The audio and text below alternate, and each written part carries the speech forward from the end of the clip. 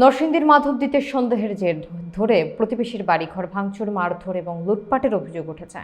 শুক্রবার রাতে সদর উপজেলার খোরদনোপাড়া এলাকায় এ ঘটনা ঘটে। এম ওবায়দুল কবিরের প্রতিবেদনে দেখুন বিস্তারিত। ভুক্তভোগী মোহাম্মদ মোস্তফা মিয়া বাদী হয়ে ৬ জনের নাম উল্লেখ করে অজ্ঞাত ৩ থেকে ৪ জনকে আসামি করে মাধবদী থানায় অভিযোগ দায়ের করেছেন। আসামিদের মধ্যে রয়েছেন হাফিজুর, আনোয়ার হোসেন, জাহানারা, সুমনা, রুমা এবং মনোয়ারা। স্থানীয়রা জানান, একটি রাজনৈতিক মামলায় মনির হোসেন গ্রেফতার হলে তার পরিবার মোস্তফার পরিবারকে সন্দেহ করে গালিগালাজ করে এবং লোহার রড ও লাঠি সোঁটা নিয়ে তাদের বাড়িতে হামলা চালায়।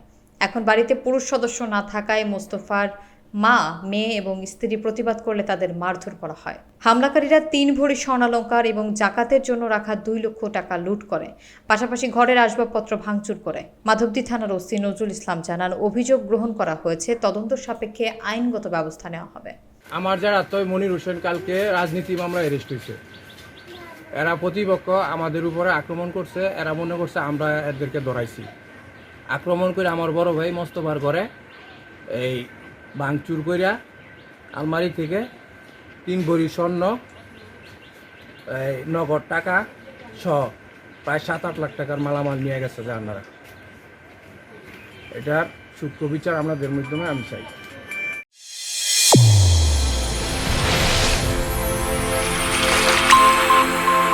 চ্যানেল A1 হৃদয়ের স্পন্দন।